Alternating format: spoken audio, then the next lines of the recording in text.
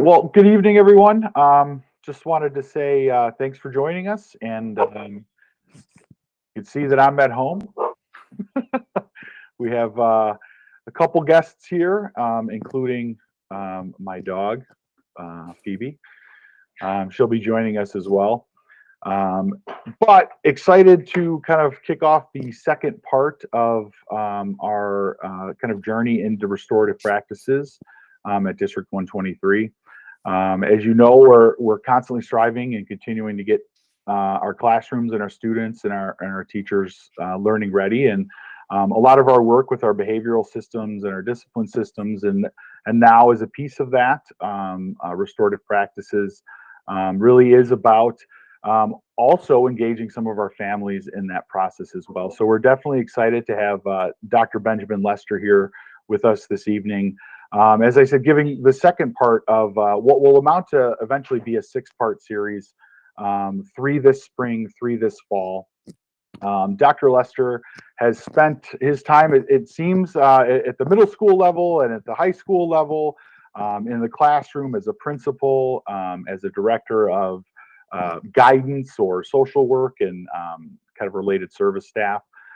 So I just want to say thanks for joining us, Dr. Lester, and just want to hand it over to you. And we appreciate you being here and looking forward to the presentation this evening. Thanks. Hey, thank you so much for that introduction, and so glad to be with you guys this evening. Oak Lawn community, glad to be with you guys, whether you're live right now or perhaps watching this as a recording. Just excited to be with you this evening and share a little bit about restorative practices, and specifically how that is not just related to what happens in school, but really a mindset and an approach we can take as parents. I'm a parent myself. I've got an 11-year-old, so all of those out there who have those middle school age kids, I'm right there with you. It can be trying sometimes, but it's a wonderful journey, no doubt. So excited to be with you guys. I'm going to share my screen now and get us going this evening.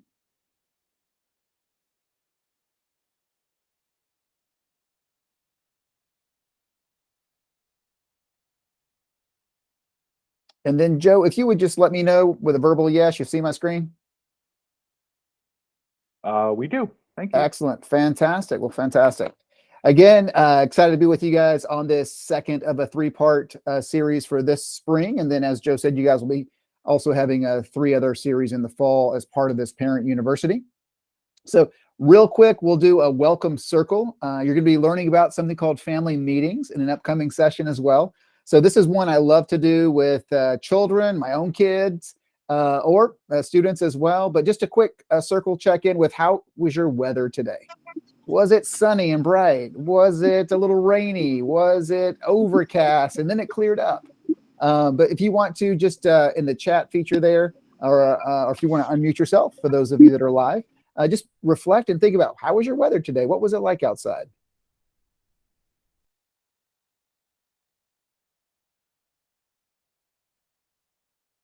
Well, you know what? I'll kick it off so that we can get the shyness out of the way. Sunny but chilly. Blanca says there. I would say the sun did come out, and it was a welcome departure from the kind of overcast that we've seen. So I definitely appreciated the bright, intense sun on my face as I exited our district office a few times today. So that's how the weather was today. Excellent. I love these check-ins that are kind of these metaphors with our kids, or our students as well, because it provides us some insight in a way of how they're doing, right? So whether it's your weather today, give me a 1 to 10, how was your day, son? It lets you know better than just, hey, how was school today? Again, those of you that have the middle school, high school kids, they may say it was fine in like end of conversation, right? But if we can ask kind of these creative ways to check in and see how they were doing, it's going to give you better insight as a parent if they say, hey, man, it was sunny, it was fantastic. Or, man, today was a hurricane, Dad.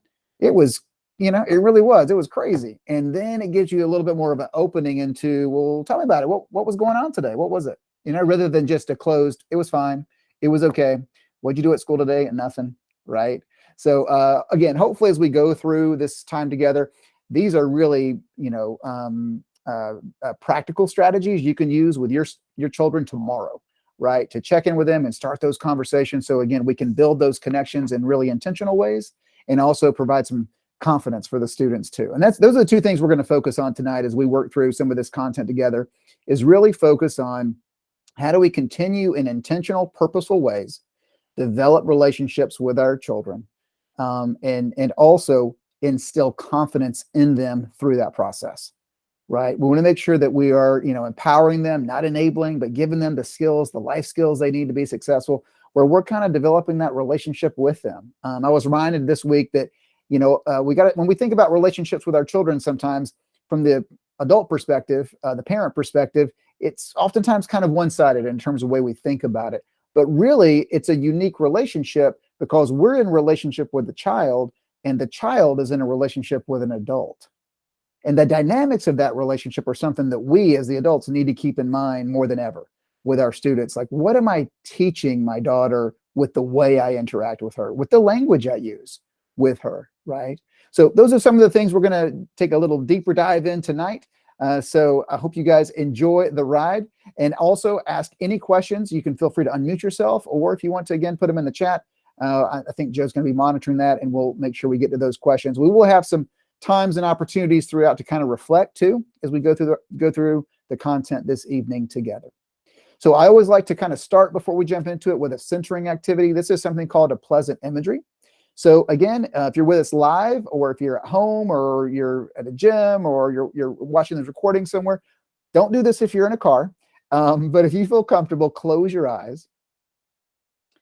And I want you to think about a place, real or imagined, where you feel really safe and secure.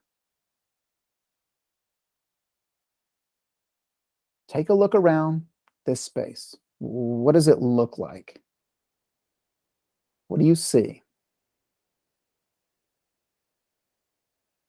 And then now tell me tell yourself, what can you reach out and touch? Is there something you can feel?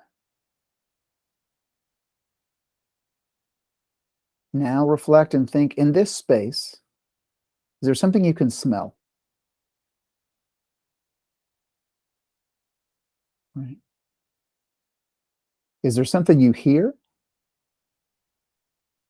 And it could be background noise. It could be a lapping of a body of water, oceans, or waves. It could be the wind. Do you smell anything?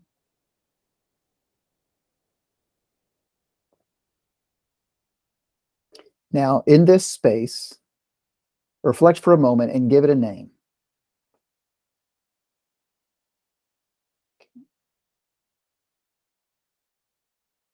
And I'll count backwards from 3 to 1 for those of you that have closed your eyes, and we're going to open our eyes at this time. 3, 2, 1. Okay. So we've named this really positive, safe space. This is an activity that's called pleasant imagery visualization. So it's one that, again, you can center yourself as you start an activity, or maybe even have a family meeting or circle or something. It's also a thing to do when you feel your child might feel dysregulated or upset about something. You could do that type of sensory activity with your child, and then naming it is really important, because that's going to bring you back to that space by calling the name out, right?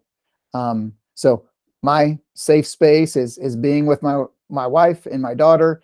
We go to Puerto Rico a lot.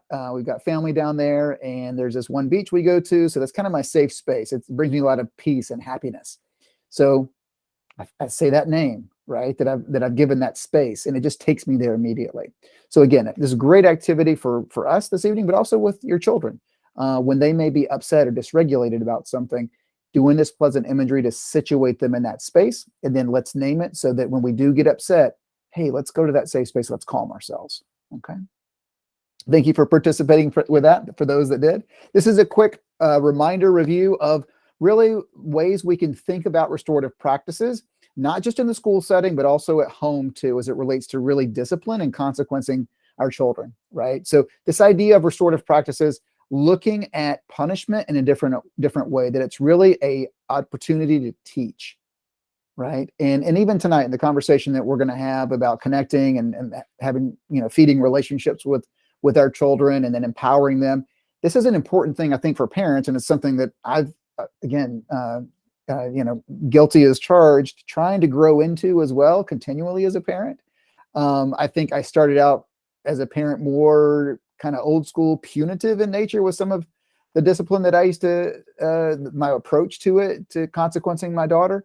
And then I've, over the years, grown more and more restorative in the sense that I want to teach her how to respond to certain things, right? So it is just this, it's this mindset shift that it's a teachable moment, right? Behavior in those moments when something needs to be corrected or fixed or facilitated to be fixed is a moment to teach our children, right? So that's the big shift from that punitive mindset as it relates to consequences and discipline, is that it's really an opportunity to teach as well. We've talked about that the importance of this work is really predicated on the quality of the relationships that we have, right? This work is important, but it's only as good or as important as the relationships that we have with those involved. In this case, our children, right? Of course, they live under the same roof with us, right? But what's the quality of the relationship, right? That's just a question for us to reflect on and think about on the call this evening together. What is the quality of those relationships with my children? What do I need to do to feed those relationships? How can I feed those relationships, right? And then when something happens, what steps do I take to repair those relationships and model that for my child? Again, as I said, everything we do as parents is teaching, right? A lesson, teaching a way to respond to something. And that's what we want to do. We want to teach to respond and not to react, so that there's intentionality, there's purpose behind it, and then show them how to fix and repair things in relationships. It's really important. They're looking for us to do that. I also say when I do these parent universities with folks, it's never too late. High school kids, 17, 18-year-old adult children, start with repairing those relationships. It is never, ever too late to hit the reset button and take the lead on that, right? And show them how to do that.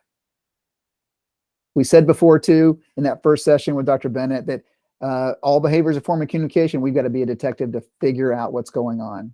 We have to have the mindset of, something's driving this outburst. Something's driving this behavior.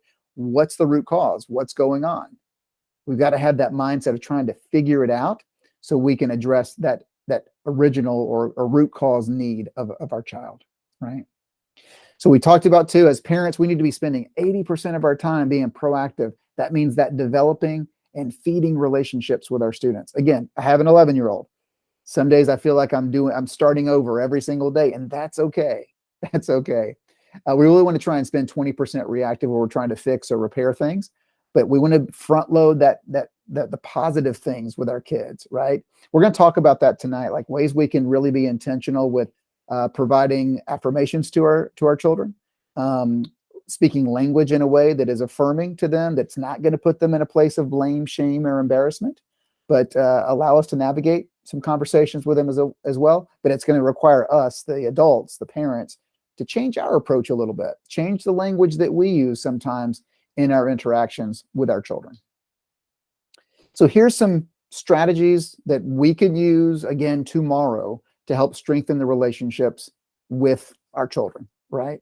And again, this is something that with any relationship, we need to continue to work at. Sometimes we take for granted the fact that, yes, there are children and you're kind of stuck with me because I'm your parent, right? But we want that to be a really positive experience for the kids and one that they can learn and grow from, right? So we've got to be intentional, purposeful, again, as the adults and the parents for our children, to really strengthen those relationships in hopes, too, that, when they grow up and they're adults and they become parents themselves, they can look back and say, oh, that's what that was about. That's what you were doing, right? We want to model for them what it means to be a great, loving, supportive parent as well. And that means being very purposeful in strengthening the relationships with our children. So here's a quick example of one. This is one I love to do or suggest to do for families when you get home, right? When you come home from work and you enter the house, finding your child, making eye contact with them, show them enthusiasm that you're happy to be home and you're happy to see them. Maybe you've got some secret greeting that you guys have come up with, a wave, a dap, a thumbs up, some kind of greeting, right? that you guys do together. Create that co-constructed with them. Maybe there's some kind of special thing you guys want to do to again, maybe it's a dance or a certain smile or something, right? And then use their name. Maybe you got a pet name for your child, right? My daughter's name is Lucia, right? And so we call her Sia sometime. So I make it a point when I come home, and I travel a lot. I'm on the road quite a bit, and so when I come home, I make that eye contact. Hey, I'm so glad to see you, honey. How was your day today at school? So good to see you. We'll do this special kind of fist bump thing that we do, where it's like fist bump up, down, and then it's side to side type thing, right? But I would, see ya. How was it? I'm so glad to see you, honey. Glad to be home, right? So that enthusiasm, showing that for your children is so, so important. The opposite of that is, and I think we've all been there, I've come home before in the past too. And shoes have been out, toys have been out. The house is a bit of a mess where her stuff was laying around. And the first thing I did when I got in was, Lucia, yeah, Dad, what's going on? Hey, there is this stuff everywhere. The shoes are over there. You know where they're supposed to go. Could you please pick those up, please? Like right now. I mean, I come home from work. I'm exhausted. The least I could say that you could do is have this stuff cleaned up. And then reflecting as a father, like, is that the best way to start my interaction with my daughter when I haven't seen her all day, or in case if I've traveled a couple days, right? Probably not. Over time, that will build a disconnect, right, between the two of us. And going back to my original comment, right? So as the adult, I'm in a relationship with a child. So in my mind, yes, you should know, actually you do know where those things go, and they should have been put up. Right? That's what should have happened. And now I'm coming home and I'm going to kind of lay down the law and make sure that gets done right and everything. She, as a child's in the relationship with adult. And from her perspective, man, Dad's on me again. He's bossing me around. Right? It can damage that relationship over time. Dad, the only thing he cares, in her mind, the only thing he cares about is making sure that stuff is put up and the house looks fine. He didn't even say hey to me. It's not the first, he didn't greet me with a hug or, hey, I'm glad to see you today. He started with telling me everything that's wrong. If I do that over time, it can be very detrimental to our relationship. Now, should the shoes be put up, toys up, all that? Absolutely. But there's a different way to approach it, right? Start with that first greeting. Happy to see you. Oh my God, so good to see you, honey. How was your day? Make that eye contact. Have a greeting, a big old hug, fist bump, whatever. See you, babe. How was your day, honey? Oh, we did excellent. Okay. Honey, you know what? After we have dinner, could you help me? I'm going to make sure that I have all my clothes put up. Could you make sure you have the shoes put up and everything? That's a different conversation, right, with my child than coming in, not hot, but coming in saying, hey, here's everything that's wrong, right? So this is just one of a couple of strategies we're going to talk about to strengthen those relationships with our kids. We've all had long days. I've been there. I'm there a lot sometimes. We just have to be really purposeful to figure out how to make sure I focus on the positive and let that child know, I love you, I care about you. And that's the most important thing. Not that shoes are put up or toys are put up or whatever, right? We can get back to that conversation. But the purpose, the point first is to say, I love you, I care about you, I'm glad to see you. Okay. 2x10 is another great strategy to strengthen and continue to feed those relationships with our students, with our children. It's really simple, right? You take 2 minutes for 2 weeks, 10 days, and we give complete undivided attention to your kids, child, your children in the house. And it's something outside of school or responsibilities, right? You're just reconnecting. This is great, I think, especially for middle school age parents, to be honest with you. Upper elementary too, when they're starting to kind of transition, they're starting to push some boundaries on independence and, I want to be in my room. They're wanting to spend some more time alone and everything. And that's perfectly fine and developmentally kind of appropriate and normal, right? But be really intentional with trying to find out, like, what are they getting into? Is it music, right? Middle school kids, I say all the time, if you notice at school, they've got a new pair of sneakers, ask about their sneakers, right? So is it new styles of clothes they're into? Is it new sports? Is there a new favorite player they're into as well? Is there a particular game they're playing? My daughter went through a phase where she was super into Roblox. So we would have conversations about Roblox, right? Again, whatever you can find that entry point for something outside of academics or responsibilities. You're just connecting with what they're interested in, right? Probably the funniest thing that's happened recently with us is the Wednesday dance was on, the show Wednesday on Netflix, and there was a dance on TikTok and stuff. So my daughter and her friends, came over and they were trying to teach me the Wednesday dance or whatever. So we had, multiple days conversations about that, about, hey, this is where I'm at with the Wednesday dance and everything. And whatever that is, explore that with your child. Make it fun, right? Bucket fillers is another strategy. Okay. This is, you're just going to be intentional about positive interactions with your child, right? Maybe you found out they did something great at school today, or they helped out at the house, or in fact, in my situation, you came home and the shoes were put up and nothing was out. Let them know that. Communicate that to them. Man, it was such a long day at work today. I'm just glad to be home, and I am glad to see you, Sia. I'm so thankful that you're my daughter, and then I get to come home and spend time with you. You're an awesome kid. Our children need to hear that. They need to hear it more than we think, right? So be really intentional about those positive interactions, statements to your children, right? If you do like a game night, or you guys do dinner together or something, look for ways to be really affirming, right, with your child. Find something, right, that you can tell them that you appreciate about them. Appreciation and gratitude are very, very powerful tools as parents at our disposal to let our children know we love and care about them, but here's why. The why behind it is really, really important, right? So again, in my example, coming home and the house was already picked up, just saying, man, I appreciate it so much when I come home. You did such a great job making sure everything was picked up and taken care of. It really means a lot that you did that, right? So those small little things, find where they are and be very intentional and purposeful with those positive interactions with your children. Another quick example, my daughter loves she loves like all the cooking shows and Top Chef and Chopped and those kind of shows, right? Those cooking competitions. And so, one day she was doing that with a little friend or whatever, and they made a big old mess in the kitchen. I think in the past I might have like gotten on to them about the kitchen being a mess. They cleaned it up and everything. And I made sure to tell her afterwards, wow, that was, great competition or whatever, but thank you so much for picking up after yourself too. So I didn't have to do that. Right. That means a lot that you took care of that space. Thank you. I noticed it. Notice those small things and let the kids know that you appreciate it for what they did.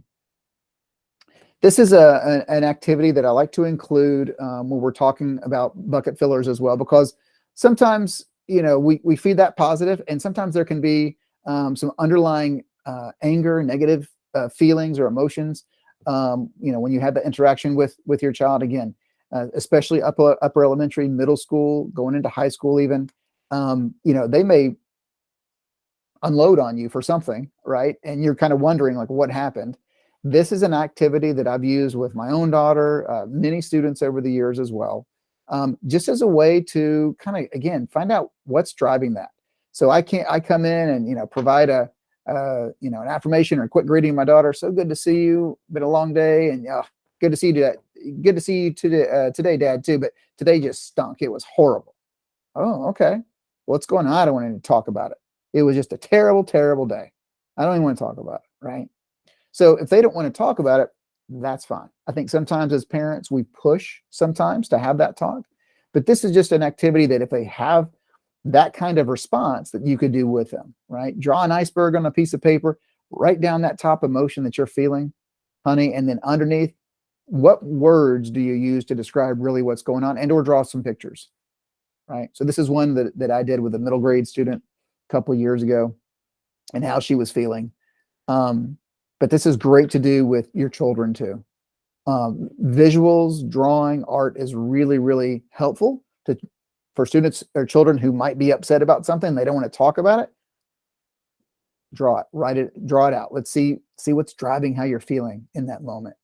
So yeah, you might come home and be trying to connect like that to strengthen those relationships. This also strengthens those relationships too, to give them another avenue of communication, right? Give them an opportunity to express how they're feeling and say, you know what? You may not even revisit this today. You could revisit it the next day, right? But if your child does not like to, verbally express what's going on and how they're feeling, this might be a great tool for you to use with them, and then use it as a talking piece or a point of departure for some of those conversations as well. So I like to include this when we talk about the bucket fillers and talk about strategies to strengthen relationships, that in case you see that your child's off, or there's a response back that you're like, whoa, what's going on here? And they don't want to talk about it. Here's another way to still kind of maybe at least communicate, not necessarily talk, but communicate about what's really driving that response. So I'd love to hear from you guys, either in the chat. I've been talking for a bit now, either in the chat or if you want to unmute yourself again, strategies you use to feed relationships with your children. What are some of the examples that you guys do in your own home to feed relationships with your children?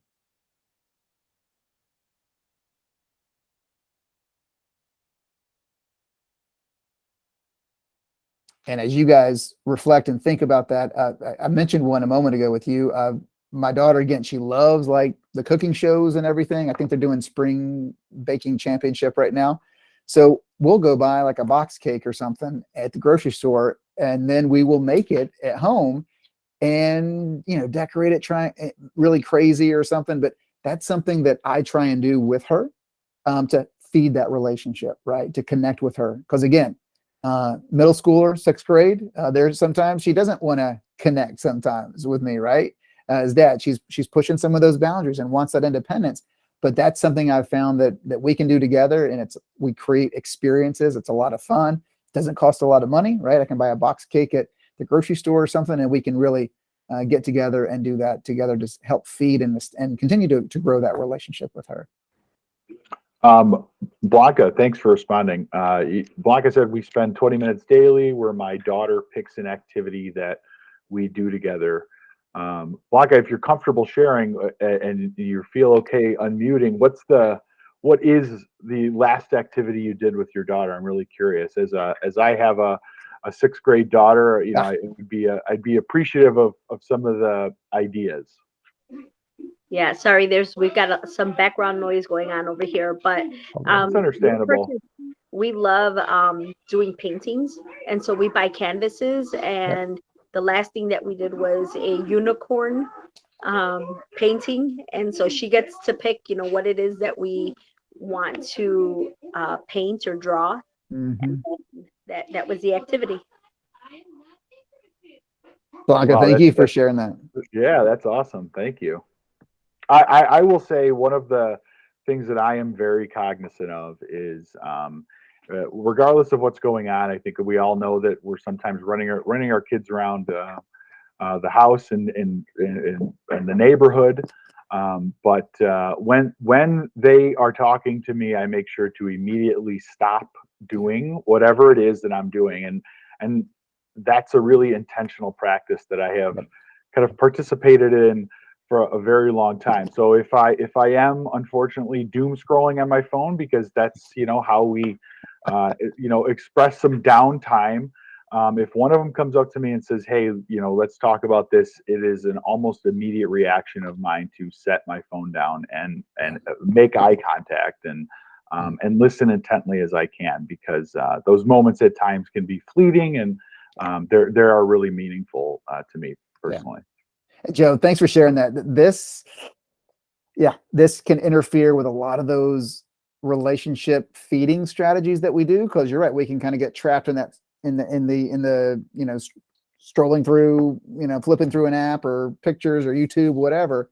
And our kids can do that too. They can get caught in it as well. The technology is everywhere.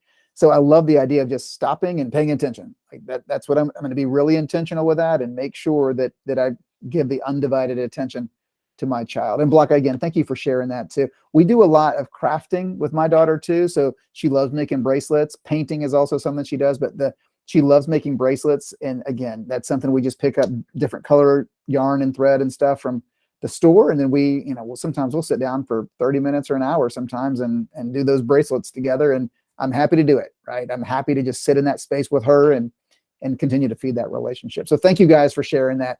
Those of you, again, that may be listening by recording, just be thinking about that. What are ways that you are really intentional with feeding relationships with your children? And again, you got a couple strategies you just heard from us on the recording tonight as well. So this next strategy really is for us, the adults. So when there's stress, and there's going to be stress as a parent, right? Before it gets to crisis mode. So I like to think about this as having stress and then feeling triggered about a situation. And before it gets to crisis, there's something called a meta moment that, as the adults and the parents, we've got to keep in mind. And that's that moment right before everything kind of explodes and becomes reactive. We all as adults can kind of think about where that space and time is. And the meta moment is a way we can be really purposeful in elongating that time of reaction versus responding. So that's something we want to do too as parents, as we think about how to communicate with our kids when there is a moment of conflict, when there are behaviors, that we are responding in that moment and not simply reacting, right? So that meta moment is the moment when, in that split second, we're deciding, do I say this? Do I do this? Do I react? Ooh, if I do that, this is what might happen, right? It's that moment in time. It's seconds or a second sometimes, right? When there's conflict, right? When it's building. So we're going to look at a strategy, a way to elongate that moment for us, the adults, so we can navigate the conversation or the conflict in a way that's really going to make sure that we provide an example of our own behavior in responding to stress and conflict in those moments when they do inevitably happen. So again, we're going to look at this acronym called PLAN. It stands for pause, listen, ask, and figure out what to do next, right? But the meta moment, again, is the time when we want to elongate, so that we respond versus react to a situation. Plan is the first step. So we're in a conflict or we feel it building with our child, right? Something's happened. We're going to have a conversation, an interaction versus a conflict or engagement with our child. We need to think to ourselves and pause in that moment and use some of the coping skills that we've been learning and working on through our time together in these sessions. One of which, deep breathing, of course. We did the pleasant imagery tonight. So if you've got that one word that names your place, could be the beach, the mountains, or a particular place you go to. Again, my word is Puerto Rico, right? So I would say that word and it kind of brings me back. So I'm pausing. I'm giving myself a moment to kind of collect myself, right? I could count backwards, whatever that is, but whatever your tool, your coping skill is, to pause in that moment before you respond/react. Because we want to move our parenting from a place of just reaction to a place of response and intentionality, right? So the L is listen. I'm going to listen to my body and see what it's trying to tell me. Your body will tell you if you are stressed and triggered and about to be in crisis. If you don't know what your cues are as an adult, just ask any of your friends, ask your loved one, your spouse, your life partner. They will probably be able to tell you, right? For myself, I know when I feel myself get hot when I'm triggered, it's immediate, right? I can feel it in my neck. It kind of swells up. That's a cue for me. Like, I need to step back for a moment.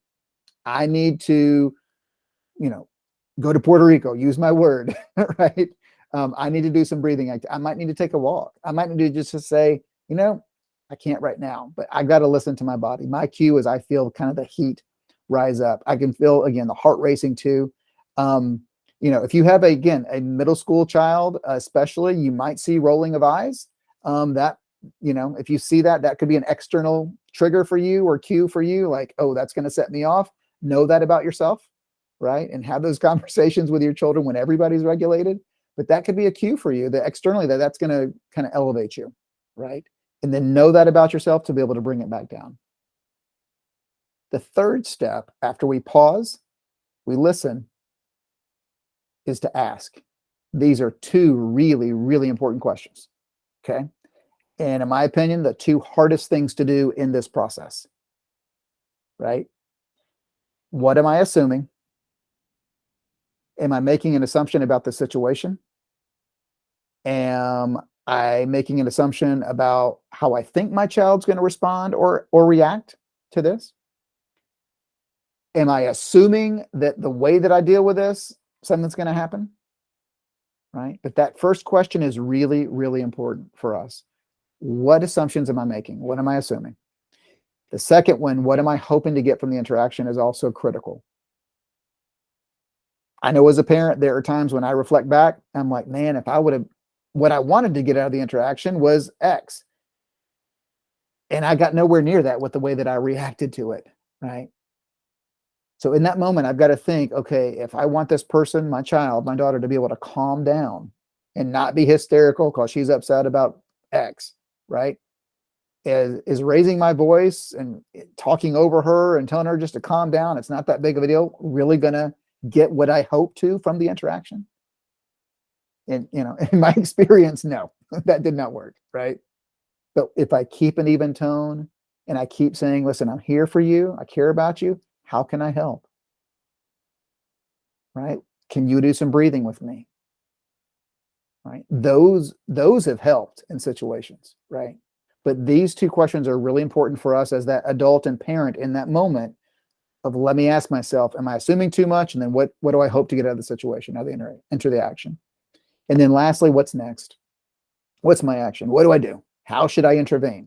Do I raise my voice? Do I talk over her? Do I stop that? You're being so silly. It's ridiculous. Calm down. Or do I say, man, I can imagine you feel really upset. I see you're really upset right now. Is there something I can do to help? Whew. That's a really different interaction, right? But it's, again, one, as parents, we need to really think about and on the front end, be really purposeful in planning. Like, if you know your child has meltdowns for particular situations or reasons, these are the kind of things that you need to think about. What's my plan, right? If this happens again, which there are certain things I know with my daughter that, that set her off, that are triggers for her. How am I going to respond to that, right? Like, what do I want the action to be, the intervention to be with her, right? So I think this is a really, really helpful tool for us as parents to help us stay regulated. Dr. Bruce Perry, who's done a lot of work in trauma, has written several books. I think one of his books was one of the top reads from Oprah Winfrey as well. But he's got a really important quote. He says, "A dysregulated adult cannot regulate a dysregulated child." So the meta moment is all about us as adults staying regulated so we can communicate successfully with our children, right? It's really, really vital that we stay regulated in those moments when we feel stressed, we feel triggered. We can use the plan to stay in control and not go into, crisis ourselves and get in that shouting match, get in that really escalated argument with a child. This is a way that it can keep us in check as well. And really, as I said a moment ago, in the end, teach our children how to respond to those moments. I've had opportunities when things have, calmed down and my daughter's calmed down and stuff, a day or two later, even reflecting back. Hey, let's talk. Can we talk about what happened? I mean, you were really, really upset. Do you remember how I was kind of interacting with you? Do you see how that maybe helped me stay calm too?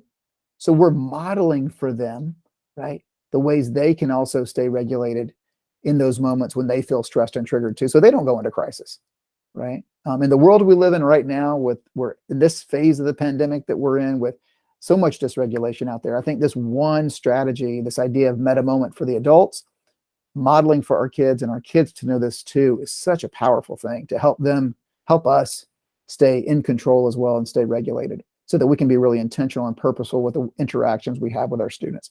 I often say, our children, I often say with students in the schools I work with, moments of conflict, man, they forge relationships, right? And it's the same thing as a parent. My family has grown closer because of ways we navigated emotional conflict or strife or challenges, right? But conversely, you can really form a wedge in families too, and sow discord with the way that we react sometimes to situations. But if we can be really intentional and purposeful, using something like the plan approach, where we pause, we listen, we ask, and then we respond with what's next, I think we'll all be better parents for it as well. And also doing that, teach our students or teach our children how to also possibly do that as well. So I'd love to hear from those of you out there. What are some strategies that you use to remain calm and regulated as the adult? Maybe you use something at home that, you guys have a code word, and when someone says that word, that means everybody kind of walks away. I was working with some families at a parent university in the past, and they said, we have a code word as a family. And when someone calls that word means we need to kind of settle this, rest it, and then we'll revisit it later. But it's like a quick 10-minute calm down word, and that's what we do, right? So again, those of you that may be listening by recording, be thinking about that. What strategies might you use to remain calm and regulated at home as well? And how could you incorporate possibly the plan approach, the idea of meta moments for you, the adult, but possibly your children too. So those of you that are out there live with us tonight, and Joe, if you want to add anything as well, what strategies do you use to remain calm and regulated?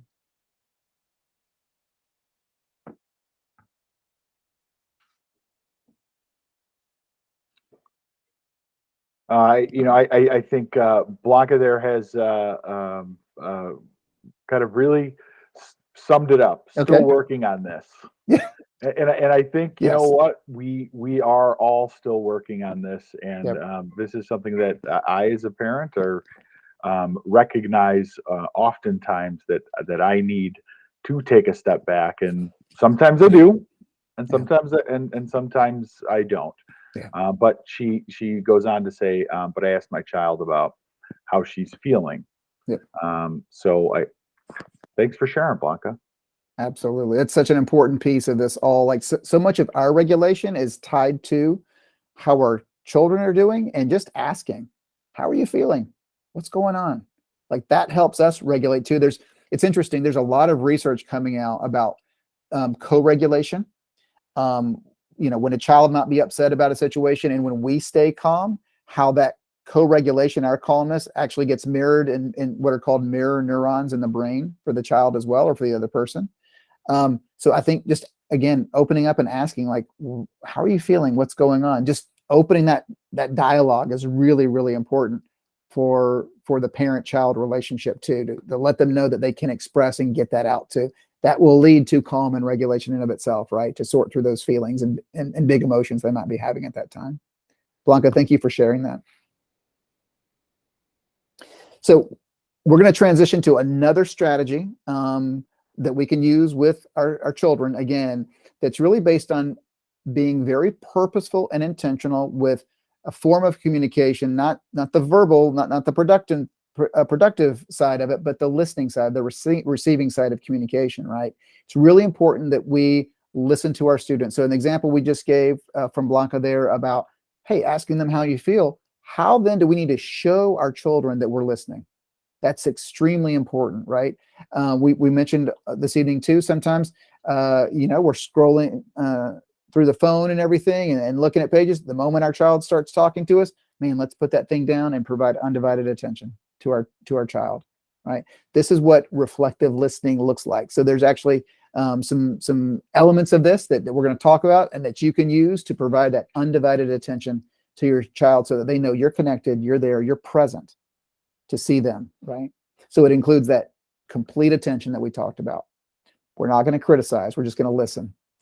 We're going to be completely present. And for a lot of us, that means taking this and putting it face down. Get it out of the way, right? There's nothing more distracting, even for one of our children, to see us keep looking at a screen or the buzzing of our watch, if you have a smart watch or a Fitbit or something, right? But put that aside. Get that technology away. Be completely present with your child, right? Allow them time to reconstruct their thoughts. That's the beauty of listening sometimes is, okay, tell me more. I'm not sure I understood that. Can you explain that a little bit more to me, right? Give them open-ended cues so they continue to reconstruct and think about what they're trying to express to you, okay? So these are kind of just foundational elements of what it means to be a reflective listener and be completely present with your children. So again, I mentioned it a moment ago, but how do we do it? What does it look like and sound like, right? We're just going to reflect back what we heard with no additional add-ons. We're not going to, some parents will say, well, I was preaching to my kid. Don't preach. Don't teach, right? Don't try and fix. When we do reflective listening, we just want to do that. We want to listen, right?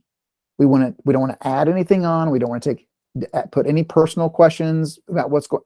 We're just listening, and we want to use the language, the words of our children too as they're talking, right? So I heard you say that XYZ happened. That must have been really tough. That was hard. It's pretty strong of you to, to do that, or to get through that, right? So we just want to affirm and listen and use the language of the person that we're listening to, in this case, our child, right?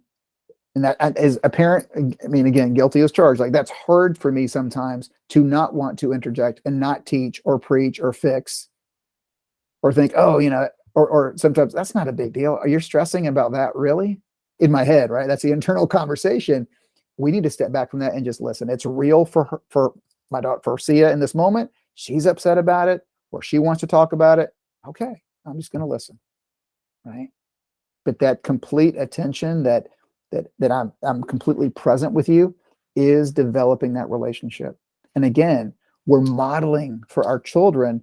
That's what a good friend, good life partner does when, someone else is talking. We want to be present for you in that moment as well. This is really interesting research. It's been around for many, many years, since early 80s. But so much of our communication is done non-verbally. So it is important that when we're listening to our children or whomever, that we're taking into account our voice, our tone, and our body language. Right. So like 7% is really about the words coming out of our mouth. The majority of the way we communicate is really through the way we emote, right? Through either the body language, the voice, the tone. So it's important for us also in that moment when we're communicating with our children to be aware of that, right? If your arms are crossed and you're kind of sitting back, you're giving the impression like you're, either hurried and you don't have time for this, or you're kind of uneasy about it. Right? If you're slouched over or whatever, maybe it's not that important. But being mindful of the way that our body language is positioned, the eye contact with the child. Again, that's why it's so important to put the phone up so that's not distracting. So our watches aren't distracting the way they're buzzing and beeping and stuff. Right? Just that 100% attention to the other person that we're listening to. In this case, our child. Right? Language, once we've been listening, is really important that we use when we're in that conversation with our child, right? So again, we're listening, we're there, we're 100% present, we're intentional with the ways that we're not adding on, but we're just saying, I'm so we're affirming, right? I'm so sorry, that must have been difficult for you, or I'm having trouble understanding. Can you tell me a bit more about it, right? These affective statements are really more on the productive side of discourse, right? Of language that we use with our children. I'll be the first to admit, for most of us, this is not intuitive. As a parent, it certainly wasn't for me. It's something over the years I have, developed a more intuitive aspect of in the way that I communicate, not just with my daughter, but my wife as well. But these are great strategies, these affective statements, to make sure that when we communicate, we're doing so in a way that we're not putting the other person in a place of blame, shame, and embarrassment when something has happened, right? So often when we need to make things right, or in conversation about something, or when we, the adult, need to provide an apology about something, we mess it up because we're trying to explain, yeah, I'm giving you the apology, but here's why I was so upset. The moment we do that, other than just saying I'm sorry for, and in the future I will, the moment we go beyond that, right, and start explaining away, the other person is primarily hearing like we're still blaming you, right? And so this is a little counterintuitive. I want to kind of say that first before we take a look at this language here, but practice it. Have some of these statements in your back pocket, and it will change the dynamics of the relationships you have with your children. And again, even your spouses, your life partners as well. because it keeps us, the person speaking, away from putting that other person, the child, spouse, friend, whomever, in a posture of blame, shame, and embarrassment. Okay. So these are also called I statements. Affective statements are known as I statements. If you've ever done a course in like interpersonal communication, these statements are used a lot in communication classes, speech classes, to be very clear on how we're expressing how we feel in a situation. And again, it's the purpose is to not trigger a situation additionally, because it's being very clear about how I feel about a particular situation. And they can be used as in the affirmative to give positive, feedback and affirmations, or in a redirective way as well. So here's an example on the screen of an old way of, again, this is one of my examples of the shoes or the jacket laying around. I've told you 3 days in a row to pick up your jacket. Please pick it up and hang it up. Right. Well, I had one parent tell me one time, well, you at least said please. Isn't that restorative? Not necessarily. Right. A new way, again, would be to use the I statement. Hey, I feel really confused and disappointed while the jacket isn't hung up. Why the jacket isn't hung up again? Can we come up with a plan to make sure this doesn't happen? Right. Another parent I was talking to said, well, that can come across as very passive aggressive. And yes, depending upon your tone. The tone, again, does so much in terms of communicating right meaning. So we've got to practice this, make it really genuine. Look, I feel really confused, disappointed. Why the jacket's still being hung, why it's still not being hung up. Can we kind of come up with something together? Maybe it's like a checklist when you come home or in the morning, like this is what you need. But the posture of that discourse is very different from, hey, told you 3 days in a row, pick it up, please pick it up and hang it up, right? You're expressing how you feel to that other person in very clear terms without making them feel embarrassed or ashamed for what they did. We're going to go through some examples here. Very typical. Can you please be quiet? Be quiet, right? Please be quiet or be quiet. Even please, it doesn't, right? Still, it's not a restorative statement or an I statement, right? But I'm feeling a little distracted when I'm trying to talk at the same time as you. Is there anything you need help? You need right now that I can help you with, right? Again, very different discourse, and to a lot of us, very unnatural, but we've got to practice it, right? We've got to practice it to make sure that it's consistent, that we can go to it in that moment when we need it. So again, whether it's with your spouse, a friend, a partner, whomever, if you're looking to incorporate some of this, practice this with those individuals before you use it on your children as well. In schools I work with, and even in my own home, you'll find your kids start using some of this language as well. And again, it's a great way to teach them, to show them how to be a really clear communicator with their friends and eventually whomever they end up with in life as well. So here's an affirmative, oh, good job, right? So again, fine, positive affirming statement, but it's not specific, right? It doesn't say exactly why we're proud or good, we're proud of you for something, right? Or giving you the accolade.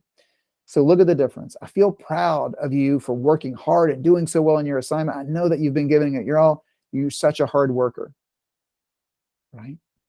My daughter had a science fair project about the ice building up and then melting in the Arctic Circle and everything. And yeah, a good job would have been perfectly fine. But, she spent like a good 2 days trying to work some shoe boxes together and taking styrofoam and coloring it and then making some ice out of glue after she glued on a glue stick and took it off and put it on there. A lot of effort went into it. So feeling proud for the hard work you're affirming and showing exactly, being very specific about what you saw that was such good work. And again, you're identifying the hard work that you saw in that person, in your child, right? Such more a validating statement than just the good job. Common one as well, stop teasing your brother, stop messing with your sister, leave them alone, right? Versus I felt disappointed and sad when I hear you two teasing each other. Let's sit down for a minute and talk really quick. What can we do to help this not to continue? Right? Again, most of us, that's not a intuitive response. It's the latter, right? It's a stop teasing your brother. How can we make this a part of our dialogue, part of our discourse with our children? And it takes intentionality and practice. right? But when we do it, we're not assigning blame. We're expressing how we feel so that we can work on the root of the problem. Oftentimes, it's the way that we approach the stop teasing your brother that actually escalates the situation. Again, I've been there as a parent, right? It's my response that's actually escalated now the situation. And the response I got from my daughter made it worse, right? But I kind of set her up.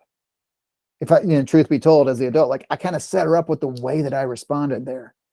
If I would have been more precise with my language using like an I statement, probably wouldn't have happened, right?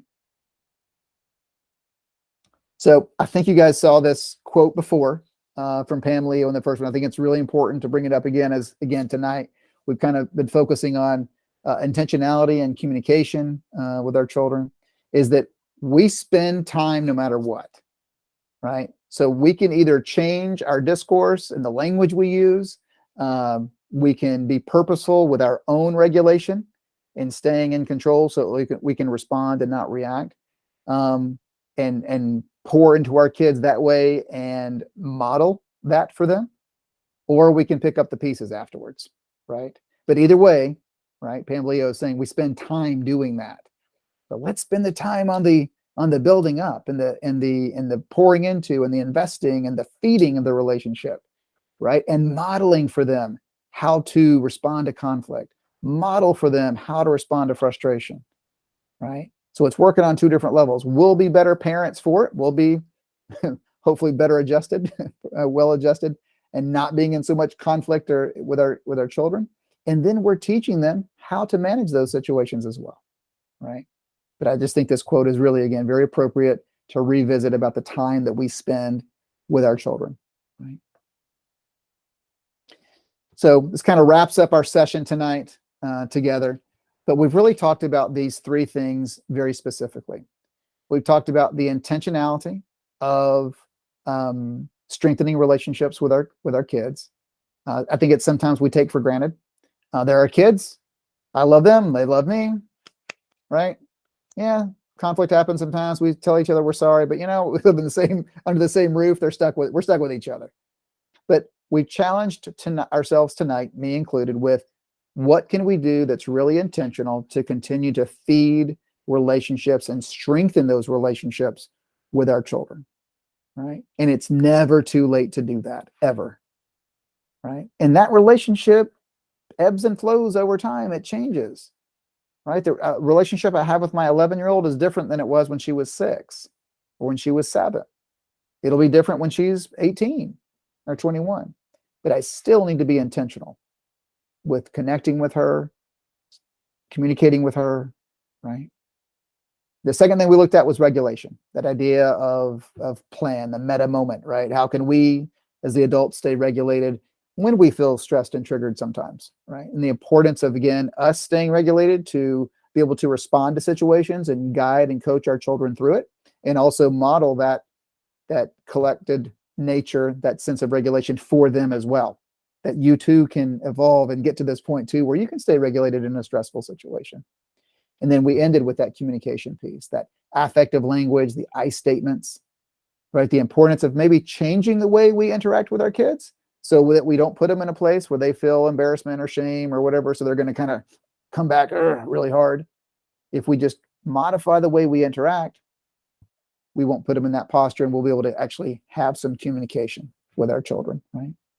So again, thank you so much for being with us tonight live. Blanca, thank you so much for your participation and engagement. Those of you that are listening as a recording, I hope some of this has inspired you to, have some ideas on different approaches to communicate and strengthen those relationships with your students, and also instill confidence in them as well. It's so true. It does start with us, and we need to be the ones to model all these things for our kids as well. It'll make us better parents. We'll feel better in the process, and again, empower and teach our kids these things as well. So at this time, I'll answer any questions that you guys have, but thank you again for the time that we've had together.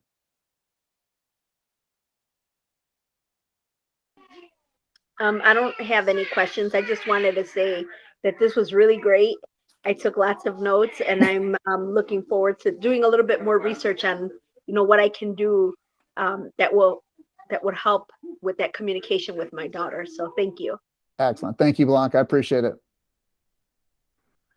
All right. Well, Dr. Lester, once again, thank you. You really, as Blanca kind of echoed, some real practical strategies here. I know as a parent that there are some things that I was able to reflect on just listening to this presentation.